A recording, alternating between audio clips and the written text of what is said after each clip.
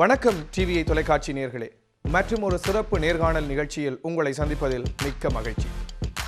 இன்றைய நாளிலே வட அமெரிக்க தமிழ்ச்சங்க பேரவையினுடைய வெள்ளி விழா கொண்டாட்டத்தில் கலந்து கொண்ட பேராளர்களில் பல்துறை சார்ந்த விற்பனர்கள் கலந்து கொண்டார்கள். அதிலும் கலைத்துறையிலே இன்று சினிமா துறை வரை சென்று கொடிகட்டி இருக்கும் ஒருவரையும் நாங்கள் சந்திக்க வாய்ப்பு கிடைத்தது. இவர் ஒரு தொலைக்காட்சி நிகழ்ச்சியிலே நகைச்சுவை போட்டியொன்றிலே பங்கெடுத்தவர். பின்னாளிலே ஒரு விபத்தாக ஒரு நடன போட்டியிலும் பங்கு பெற்ற வேண்டிய ஒரு சந்தர்ப்பம் கிட்டியது. அதனையும் தனக்கு சாதகமாக பயன்படுத்தி கொண்டு பின்னாளிலே தனக்கென்று ஒரு தொலைக்காட்சி நிகழ்ச்சியை உருவாக்கி அதிலும் சிறப்பாக இருந்த இந்த சிவகார்த்திகேயனை நாங்கள் வட அமெரிக்காவிலே தமிழ்ச்சங்க பேரவையினுடைய கொண்டாட்டத்திலே சந்தித்தோம். இவ்வளவு நாளமும் நீர்மோர் குடித்து கொண்டிருந்த சிவகார்த்திகேயன் பால்டிமோருக்கு வருகிறேன் என்று சொல்லிக்கொண்டு பால்டிமோருக்கு வந்த இந்த சிவகார்த்திகேயன் டிவி தொலைக்காட்சி நேயர்களுக்கு என்ன சொன்னார்? வாருங்கள் பார்க்கலாம். டிவி தொலைக்காட்சி உறவுகளுக்கு வணக்கம். வட அமெரிக்க தமிழ்ச்சங்க பேரவையினுடைய வெள்ளி விழா கொண்டாட்டத்திலே தென்னிந்தியாவிலிருந்து வந்திருக்கின்ற பல கலைஞர்களை நாங்கள் ஏலவே சந்தித்தது போல இப்பொழுது தென்னிந்தியாவிலே இருந்து உங்களுடைய மனங்களிலே என்றுமே நீங்காத இடம் பிடித்திருக்கின்ற நட்சத்திர நாயகன் என்று கூட சொல்லலாம் என்று வெள்ளித்திரைக்குள்ளும் தன்னுடைய காலை பதித்திருக்கின்ற சிவகார்த்திகேயனை சந்திக்க போகின்றோம். அவர் எப்படி தன்னுடைய வாழ்க்கையை ஆரம்பித்தார் என்று அவருடைய கேட்க போகின்றோம். வணக்கம் சிவகார்த்திகேயன். வணக்கம். அதாவது நீங்கள் கலக்கப் போவது யாரு என்கின்ற ஒரு நிகழ்ச்சியினூடாக சின்ன திரையிலே உங்களுடைய முகம் முதலிலே தெரிந்தது. ஆமாம். அப்படியே அது இது எது ஜோடி நம்பர் 1 ஒரு ஜோடி நம்பர் ஒரு விபத்தாக நீங்கள் அந்த ஜோடி நம்பர் 1 ஆட வேண்டியதாக ஆகிவிட்டது. ஆமாம்.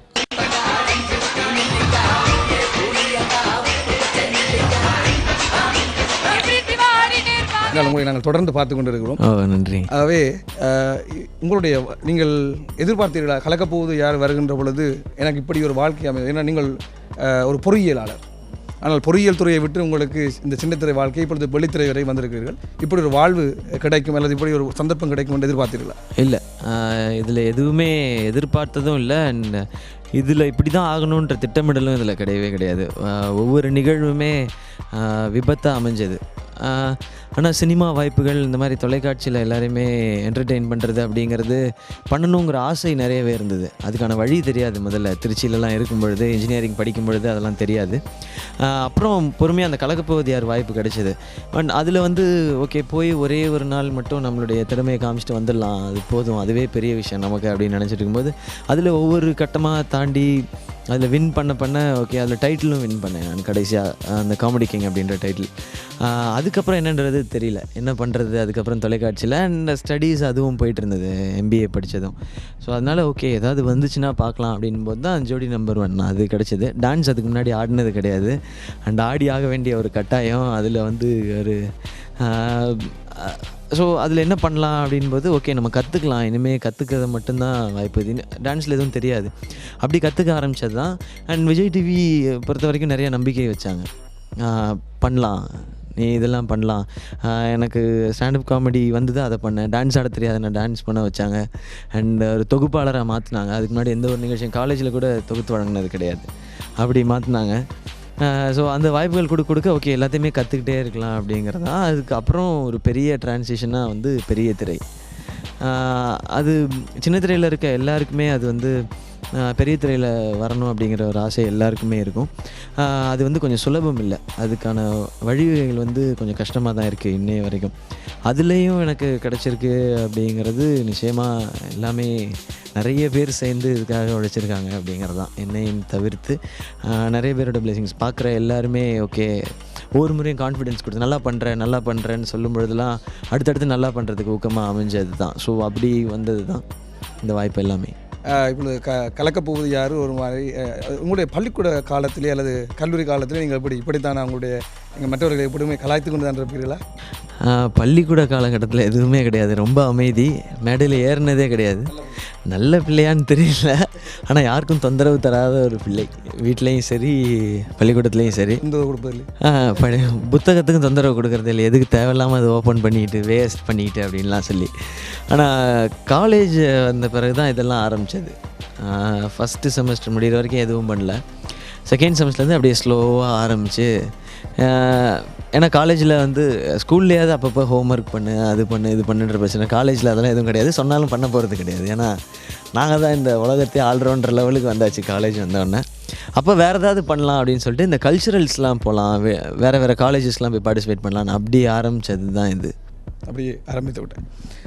சரி, இப்பொழுது இந்த ஜோடி நம்பர் 1 என்பது உங்களுக்கு ஒரு விபத்தாக அமைந்தது. அது இது எது என்கின்ற ஒரு நிகழ்ச்சியை உருவாக்கி அதற்கு நீங்கள் தான் பொருத்தமானவர் என்று தீர்மானித்தவர்கள் தந்திருக்கிறார்கள். அந்த அது இது நிகழ்ச்சி ஆரம்பத்தில் செய்கின்ற பொழுது எப்படி உங்களுடைய அனுபவம் இருந்தது ஆரம்ப காலகட்டத்தில்? இல்லை, அவங்க இந்த ப்ரோக்ராம் வந்து ரொம்ப வித்தியாசமாக ஒரு கான்செப்ட் பண்ணணுன்னு டிசைட் பண்ணாங்க. இது வரைக்கும் அந்த மாதிரி எதுலேயும் வந்தது கிடையாது. நீங்கள் ஒரு நம்ம ஃபாரின் ஷோஸும் பார்க்கலாம், அந்த மாதிரி கான்செப்டே கிடையாது. ஒரு மிக்சர் ஆஃப் ரவுண்ட்ஸ்லாம் இருக்கும் அதில். இந்த ப்ரோக்ராம் வந்து பெருசாக ஹிட் ஆகாது அப்படிங்கிற ஒரு கான்செப்டில் தான் ஆரம்பித்தது. உண்மையாக சொல்லணும், ஃப்ராங்காக சொல்லணும் அப்படின்னா, ஓகே இது பெருசாக ஆகாது, இதில் எதுக்கு பெரிய ஆங்கர்லாம் போட்டுட்டு இவனை அப்படி தள்ளி விடுவான் அப்படின்னு நினச்சிருப்பாங்க. அதுக்கு நான் அப்புறமா கேட்டு தெரிஞ்சுக்கிட்டேன், அதான் ரீசன். நான் ஆமான்னு சொல்லி அப்படி தான் என்னை உள்ளே தூக்கி போட்டாங்க. ஓகே இந்த தம்பி சும்மா தானே இருக்குது, இதை பண்ண வைக்கலாம் அப்படின்னு சொல்லி. பட் என்னமோ ஏதோ தப்பாயிருச்சு, அதனால ப்ரோக்ராம் பெரிய ஹிட் ஆயிடுச்சு. அவங்க நினச்சது நடக்கலை, பாவம். சரி, அப்படியே நீங்கள் இப்போ இந்த பல நிகழ்ச்சிகளை தொகுத்து வழங்குகிறீர்கள். இப்பொழுது சின்னத்திரை என்பது, சின்னத்திரையிலிருந்து வெள்ளித்திரை வருவது என்பது ஒரு பெரிய ஒரு பாரிய விடயம். மரீனா உங்களுக்கு முதல் படமாக கிடைத்தது. ஆனால் மரீனா படத்துக்கு வருகின்ற பொழுது இந்த வெள்ளித்திரையை எப்படி பார்த்தீர்கள்? வெள்ளித்திரையில் நாங்கள் என்ன செய்ய போகிறோம் என்கின்ற ஒரு வினா உங்களுக்கு வந்திருக்கு. எப்படி இருந்தது முதல் பட அனுபவம்? முதல் படம் அது ஒரு வித்தியாசமாகவும் அமைஞ்சுது. அதில் நான் வந்து ஹீரோவும் கிடையாது, காமெடியனும் கிடையாது. நான் படம் ஃபுல்லாகவும் இருக்க மாட்டேன், ஆனால் கொஞ்சமாகவும் வரமாட்டேன்.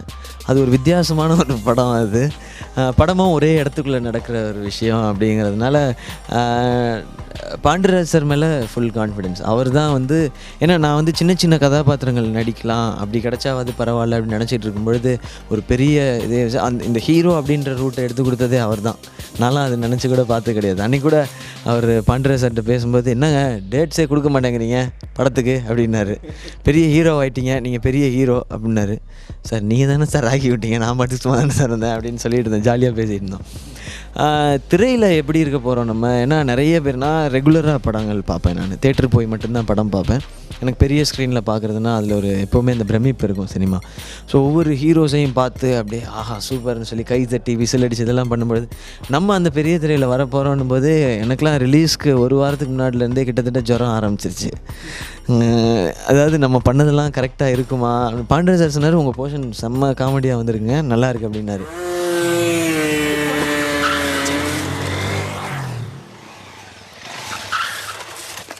ஓகேயா?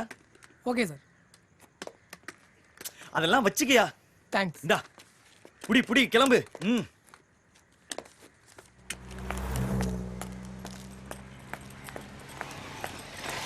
ஏய் ஸ்டாப். ஏய் ரோட் சைடு ரோமியோ, நீ என்ன சர்க்கஸ் கம்பெனி வச்சிருக்கியா? நோ, பட் எனக்குன்னு பல கம்பெனிகள் இருக்கு. அப்புறம் எதுக்கு குரங்கு வித்தையெல்லாம் பண்ணிட்டு திரியற? வீலிங் குரங்கு வித்தையா? உங்களுக்கு பிடிக்குமேன்னு எவ்வளவு கஷ்டப்பட்டு கத்துக்கிட்டேன் தெரியுமா? எனக்கு பிடிக்கும்னு எவன் சொன்னது? அன்னைக்கு பார்த்தேன், ஒருத்தன் வீலிங் பண்ணிட்டு போயிட்டு இருந்தா, நீங்க அதை அப்படியே ரசிச்சு பார்த்துட்டு இருந்தீங்க. அதான் நான் அவன்லாம் அல்பாயுஸ்ல போக போறேன்னு நினைச்சு சிரிச்சு பார்த்தேன். ஆமா, நீ எப்போ விழுந்து சாக போற?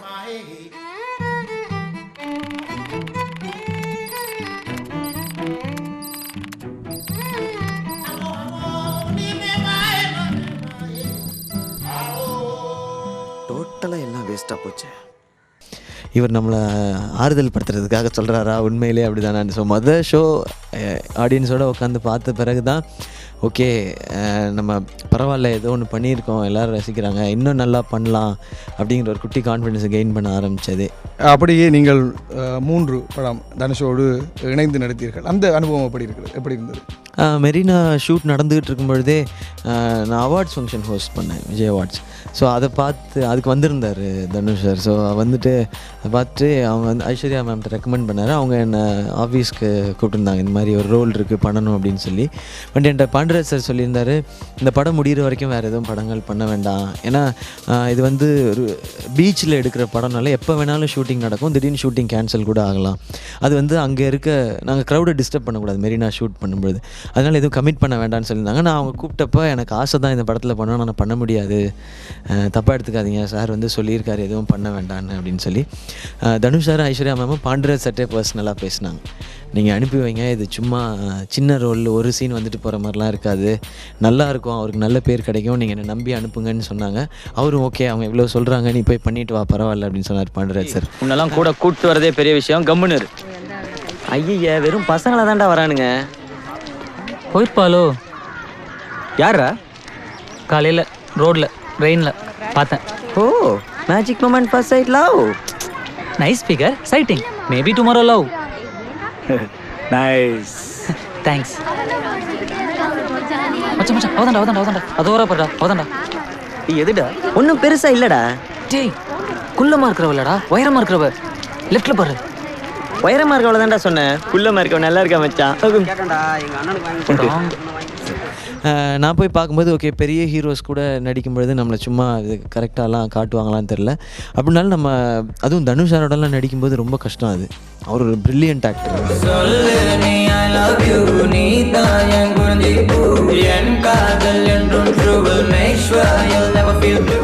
அவர் ஸ்க்ரீனில் அவர் பக்கத்தில் நிற்கிறதே பெரிய விஷயம், அவர் கூட நடிக்கிறதுன்றது ஒரு லேர்னிங் எக்ஸ்பீரியன்ஸாக இருக்கும் அப்படின்ட்டு போனேன். பட் அங்கே போனால் எனக்கு நிறைய ஃப்ரீடம் கொடுத்தாங்க. டைலாக்ஸ்லாம் நிறைய டைலாக்ஸ் வந்து என்னோடய ஓன் டைலாக்ஸ் தான் அந்த படத்தில் நிறையா இருக்கும். நீங்கள் உங்களுடைய லிபர்ட்டி எடுத்துக்கோங்க, நீங்கள் மேக்ஸிமம் பண்ணுங்கள் அப்படின்னு சொல்லி அதுக்கப்புறம் டேரக்டர் மேம் தனுஷா 2 பேருமே சொல்லுவாங்க, இந்த படத்தில் வந்து காமெடி சீக்வென்ஸ் டைலாக்ஸ்க்கெலாம் கை தட்டினீங்கன்னா அந்த கிரெடிட் சிவகார்த்திகேயன் தான், கை தட்டலைனாலும் அதுக்கு ரீசன் சிவகார்த்திகேயன் தான். ஸோ அந்த மாதிரி அமைஞ்ச அனுபவம் தான் அது. ஒரு கேட்கும்பொழுதே அந்த 3 வந்து ஒரு பவர்ஃபுல்லான ஒரு படம். கமல் சாரோட பொண்ணு, ரஜினி சாரோட பொண்ணு, இவங்க 2 பேர் சேர்றாங்க. கூட ஒரு youngest actor to achieve national award அப்படின்ற தனுஷ் சார் மாதிரி பெரிய ஹீரோ. இந்த மாதிரி ஒரு டீமில் நானும் ஜாயின் பண்ணேன். அண்ட் நல்ல நேம் கிடச்சிது அது எல்லா வகையிலையும். அதிலிருந்து மனங்கொத்தி பறவை, இந்த மனங்கொத்தி பறவை படத்தை பார்க்கின்ற பொழுது அந்த திரைப்படத்திலே நீங்கள் எல்லோரும் திரைக்கு வருவதற்கு முன்பதாகத்தான் பல இயக்குநர்களுடைய கால்களில் விழுந்தெல்லாம் வாய்ப்பு தேடுவார்கள். ஆனால் மனங்கொத்தி பறவையிலே உங்களை கதாநாயகன் என்று காலில் விழ வைத்து விட்டார்களே. ஆமாம், ஏன்னா நமக்கு காலில் விழுந்து வாய்ப்பு தேட இது கட்டாயம் ஏற்படலையே, அவசியம் ஏற்படல, அதனால இங்கே நீ காலில் விழுந்துக்க அப்படின்னு சொல்லிட்டாங்க. கண்ணா, எனக்கு இதுக்கு மேல வேற என்ன பண்றதுன்னு தெரியல ரேவதி. யாராவது பார்த்து ப்ளீஸ் ரேவதி, சரின்னு சொல்லு ரேவதி. ஐயோ கண்ணா, தயவு செஞ்சு எந்திரி. ப்ளீஸ், நான் உன்னை கெஞ்சி கேக்குறேன். ப்ளீஸ் கண்ணா, ப்ளீஸ் கண்ணா.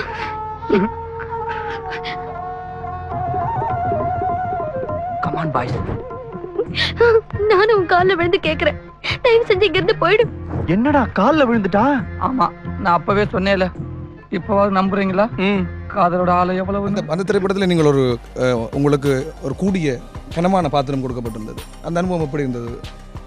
இந்த 2 படங்களிலும் பார்க்க ஒரு முற்றிலும் மாறுபட்ட படம். ஆமாம், எனக்கு மெரினா நடிச்சிட்டு இருக்கும் பொழுதே 3 படம் நடிச்சிட்டு இருக்கும்பொழுதே மனங்கொத்தி பறவை. என்னென்னா எனக்கு இந்த 3 படமும் ஒரே டைமில் கமிட் ஆனதுனால எனக்கு முதல் படம் ரிலீஸ் ஆகிறதுக்கு முன்னாடியே 3 படம் கமிட் ஆகிடுச்சு. ஸோ நான் எப்படி திரையில் இருப்பேனே எனக்கு தெரியாது.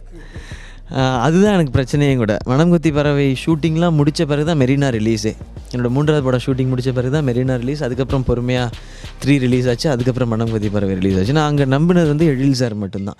ஏன்னா துல்லாத மனம் துள்ளும், புயலாம் உன்வாசம், தீபாவளி மாதிரி ஃபேமிலி ஆடியன்ஸ்க்கான படங்கள், ஒரு விரசம் இல்லாமல் ஒரு அழகான படம் கொடுக்கக்கூடியவர் அப்படின்றதுனால ட்ரை பண்ணி பார்க்கலாம் அப்படிங்கிறது தான். எப்படி இருக்கும், எப்படி ஏற்றுக்குவாங்களா என்னன்றது தெரில. அவர் டேரக்டர் என்ன சொல்கிறாரோ அதை பண்ணிடலாம் அப்படிங்கிறது தான். அப்படி பண்ணது தான் அந்த காலில் விழுகிற சீன்லாம். சாதாரணமாலாம் அவ்வளோ சொன்னாங்கன்னா அவ்வளோ மாட்டோன்னு வச்சு அந்த மாதிரி அனுபவம் தான். அதில் நிறையா ஒரு எமோஷன்ஸ், அழுகிற காட்சிகள் எல்லாம் நிறையா இருந்தது. ஸோ அதெல்லாம் பண்ணது ஒரு வித்தியாசமான அனுபவம் தான். சரி, இப்பொழுது உங்களுடைய திரை வாழ்க்கைக்குள்ளே இப்பொழுது எத்தனை படங்கள் உங்கள் கைவசம் தற்பொழுது இருக்கிறது? 2 படம். 2 படம். பேரை சொல்லலாமா? பேர் சொல்லலாம், பேர் ஒன்று திரும்பவும் பாண்டராஜ் சாரோட படத்தில் நடிக்கிறேன். அது வந்து கேடி பில்லா கில்லாடி ரங்கா, அதுதான் டைட்டில். ஒரு comedy, full and full comedy. பில்லாவா ரங்காவா சொல்ல மாட்டாங்க.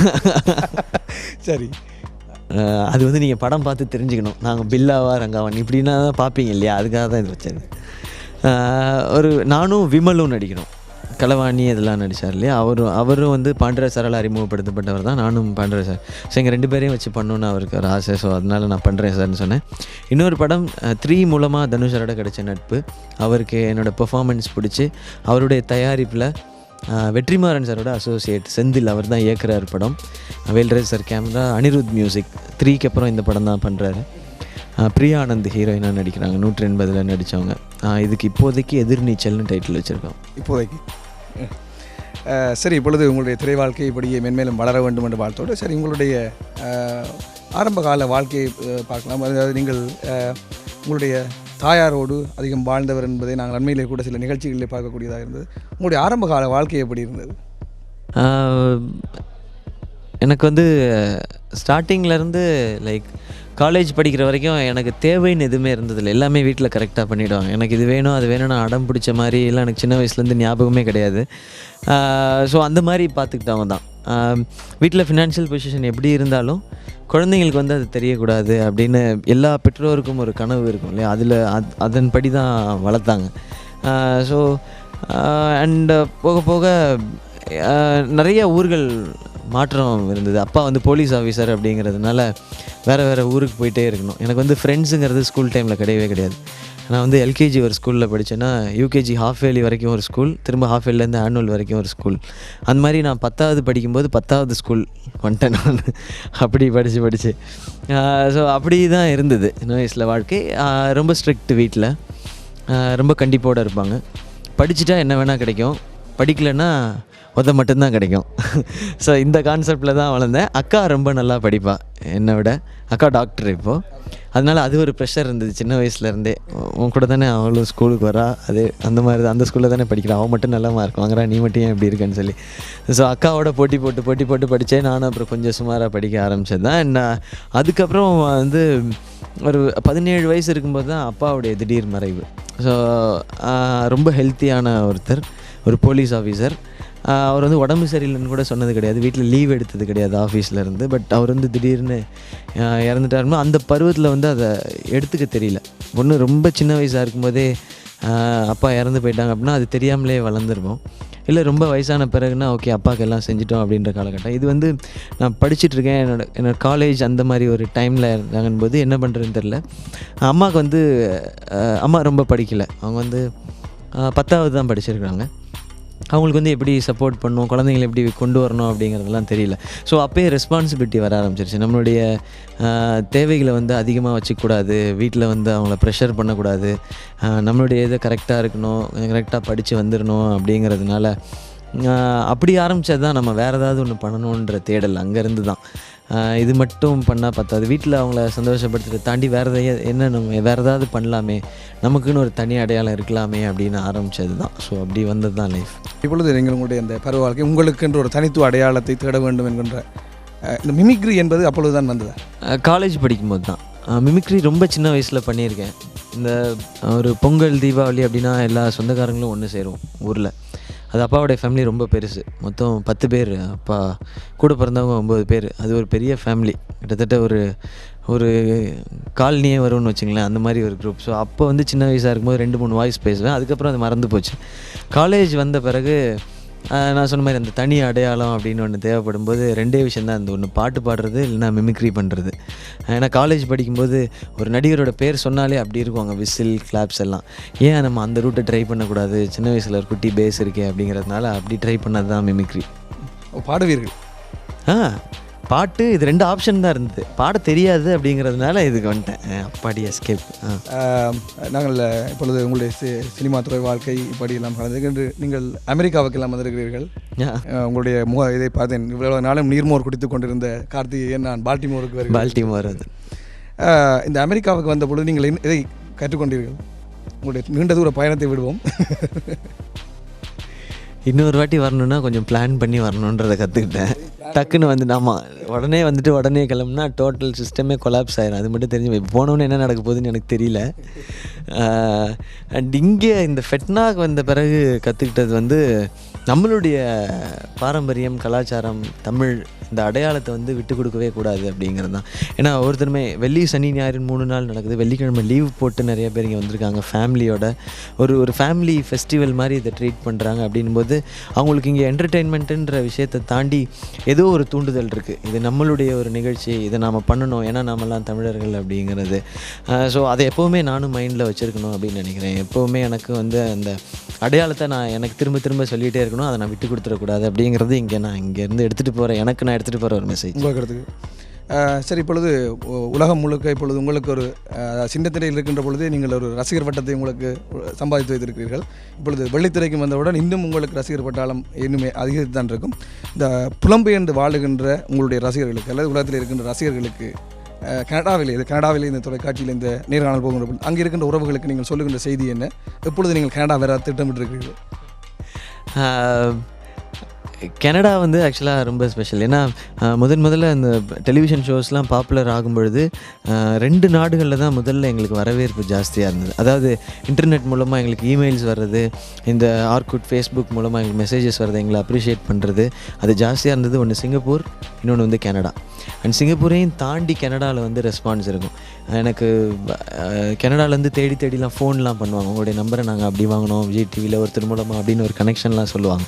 ஸோ கனடாவில் நிறைய பேர் வந்து ரொம்ப தீவிரமாக இருக்காங்க. இந்த சென்ஸ் இந்த நிகழ்ச்சியெல்லாம் தொடர்ந்து பார்க்கணும் அப்படிங்கிறதுல. அவங்க எல்லாருக்குமே சொல்கிற ஒரே ஒரு விஷயம் அப்படின்னா, அவங்களுக்கு எதுவும் அட்வைஸ்லாம் பண்ண முடியாது, சப்போர்ட் பண்ணுங்கள் நிறையா. ஏன்னா நீங்கள் எல்லாருமே எங்களுக்கு வந்து ரெஸ்பான்சிபிலிட்டி ஜாஸ்தி ஆகுது. இப்போது அமெரிக்காவில் இங்கே இவ்வளோ பேர் ரசிக்கிறாங்க, கனடாவில் இவ்வளோ பேர் ரசிக்கிறாங்க, சிங்கப்பூரில் இவ்வளோ பேர் ரசிக்கிறாங்கன்னும் போது நாங்கள் ஒரு குறிப்பிட்ட குரூப் ஆஃப் ஆடியன்ஸுக்கு மட்டும் நிகழ்ச்சி பண்ணுறதை தவிர்த்து வைட் ரேஞ்ச் ஆஃப் ஆடியன்ஸ் இது நிறைய பேர் பார்க்குறாங்க அப்படிங்கிறத நாங்கள் உணர்ந்து எல்லாருக்குமே என்டர்டெய்னிங்காக இன்னும் நிறைய விஷயங்கள் பண்ணணும் அப்படிங்கிறது தான். கனடாவுக்கு சீக்கிரமே வரணும். 2 முறை வந்து வர முடியாமல் போயிடுச்சு. வீசா ரிஜெக்ட் ஆகிடுச்சு 2 முறை. அதுக்கு ரீசன் என்னமோ கொடுத்தாங்க பேப்பரில், அது எனக்கு தெரியல. அது ஏதோ ஸ்பான்சர் ஏதோ ரீசன் சரியாக சொல்லியே என்னமோ சொன்னாங்க. ஸோ அடுத்த முறை ஸ்பான்சர் கரெக்டான ஸ்பான்சர் கிடைக்கணும். அப்படி யாராவது இன்வைட் பண்ணும்போது எப்போனாலும் ரெடி. எனக்கு கனடா பார்க்கணுன்னு ரொம்ப நாள் ஆசை. ஏன்னா இவ்வளோ லவ் நிறையா கொடுக்குற பீப்புள் அங்கே நிறைய பேர் இருக்காங்க. கனடாவை பார்க்க உங்களுக்கு ஆசை, கனடாவில் இருப்பவர்களுக்கு உங்களை பார்க்க ஆசை. ஒரு எல்லோரும் அங்கே இருக்க நிறைய மேக்ஸிமம் தமிழ் ஆடியன்ஸ் இருக்கிற மாதிரி ஒரு ஷோ இருந்தது அப்படின்னா அதுக்கு எப்போ கூப்பிட்டாலும் நான் எப்படியாவது வரதுக்கு தயார். நிச்சயமாக நீங்கள் அந்த மண்ணுக்கு வர வேண்டும், அங்கே இருக்கின்ற உங்களுடைய ரசிகர்களையும் தமிழ் உறவுகளையும் பார்க்க வேண்டும். நிச்சயமாக. சரி, ஈழத்தமிழர்களோடு உங்களுக்கு ஈழத்தமிழர்களை பற்றி உங்களுடைய கருத்து என்ன? எனக்கு அவங்கள்ட்ட ரொம்ப பிடிச்சது தமிழ். இப்போ நீங்கள் பேசிகிட்டு இருக்கிறது கூட இல்லை, அதில் ஒரு ஸ்வீட்னஸ் இருக்கும். எவ்வளோ ஹார்ஷாக பேசினாலும் அது வந்து ஹர்ட்டிங்காக இருக்காது. ஸோ அது ஒரு பெரிய ப்ளஸ் அவங்களுடைய ஆக்சென்ட்டில். அண்ட் அவங்களுக்கு வந்து நிறைய சந்தோஷங்கள் தேவைப்படுது. ஸோ அதை கொடுக்குறதுக்கு நாங்கள்லாம் எப்போவுமே இருக்கோம் அப்படிங்கிறது தான். அட்லீஸ்ட் எங்களால் முடிஞ்சது இந்த மீடியா மூலமாக அதெல்லாம் பண்ணுறோம் அப்படிங்கிறது தான். எல்லா ஊர்கள்லேயுமே இருக்காங்க. இலங்கை நிகழ்ச்சிகளுக்கும் நான் போயிருக்கேன், அந்த மாதிரி அங்கேயும் போயிருக்கேன், வெளிநாடுகள்லேயும் நான் நிறைய பேரை பார்த்துருக்கேன். அவங்க எல்லாருமே அதான் நான் சொல்கிறேன்ல, அவங்க அந்த தமிழை பேசும்போது இல்லை இன்னும் கொஞ்சம் நான் பதில் சொல்கிறத மறந்து நான் ஃபஸ்ட்டு அதை கேட்டுட்ருப்பேன். கேட்டுட்டு அப்படின்னு சொல்லிட்டு ஒரு 2 செகண்ட் லேக் விட்டுட்டு தான் நான் பதிலே சொல்லுவேன். ஸோ அந்த மாதிரியான மக்கள் ரொம்ப பொலைட், ரொம்ப ஸ்வீட். சரி, நிறைவாக நீங்கள் எங்களுடைய உறவுகளுக்கு நிறைவான ஒரு செய்தியை சொல்லி நாங்கள் உங்களை விடைபெற்றுக் கொள்ளலாம், உங்களுக்கு விடை கொடுத்து விடலாம். ஓகே, நன்றி உங்களுக்கு அண்ட் உங்களுடைய டீம் எல்லாருக்குமே இவ்வளோ நேரம் பொறுமையாக, அதாவது நான் பேசுனதெல்லாம் ஒரு பதில்னு கன்சிடர் பண்ணி அதை நீங்கள் பொறுமையாக கேட்டதுக்கு உங்களுக்கும் ஸ்பெஷல் தேங்க்ஸ். அண்ட் கூடிய சீக்கிரம் கனடாவில் ஒரு அழகான நிகழ்ச்சியில் சந்திக்கலாம். அது வரைக்கும் நான் எந்த விஷயங்கள் பண்ணாலும் அதை நிறைய சப்போர்ட் பண்ணுங்கள். அண்ட் இது வரைக்கும் இருந்த மாதிரி அதில் உங்களுக்கு பிடிச்ச விஷயங்கள் இல்லை என்னெல்லாம் மாற்றிக்கலாம் அப்படிங்கிறத வழக்கம் போல் நீங்கள்லாம் மேக்ஸிமம் அந்த இன்டர்நெட் மூலமாக எனக்கு தெரியப்படுத்துங்க. ஏன்னா அதன் மூலமாக தான் ஒவ்வொரு விஷயத்தையுமே டெவலப் பண்ணிக்கிறோம். ஸோ அதை தொடர்ந்து உங்களுடைய ஆதரவு எப்போவுமே முக்கியம். இது ஜென்ரலாக கேட்குறது இல்லை, இன்றைக்கி கேமராவில் பார்க்குறோம் அப்படின்றதுனால. ஏன்னா உங்களுக்காக மட்டுமே தான் நாங்கள் படம் நடிக்கிறதாகட்டும், அதில் இருக்க காமெடிஸ் ஆகட்டும். ஸோ அதை நீங்கள் என்ஜாய் பண்ணுறீங்களான்றதை நாங்கள் என்ஷூர் பண்ணிக்கணும். ஸோ உங்களுடைய கருத்துக்களை எப்படிலாம் முடியுமோ அப்படிலாம் அடிக்கடி சொல்லுங்கள். அண்ட் ஒன்ஸ் அகைன் எல்லாருக்குமே நன்றி. அண்ட் கூடிய சீக்கிரம் கனடாவில் சந்திக்கலாம். நன்றி. ஊரான ஊருக்குள்ள பொண்ண போல யாரும் இல்ல, ஆனா நீ என்ன மட்டும் தரவே இல்ல. கொஞ்சம் நேரம் கூட ஒத்தாசையா வாழவே இல்ல, கொஞ்சம் நேரம் கூட ஒத்தாசையா வாழவே இல்ல. ஊரான ஊருக்குள்ள பொண்ண போல யாரும் இல்ல, ஆனா நீ என்ன மட்டும் தீண்டவே இல்ல. உன்னை உத்து பார்த்த கண்ணு 2 தூங்கவே இல்ல, உன்னை உத்து பார்த்த கண்ணு 2 தூங்கவே இல்ல.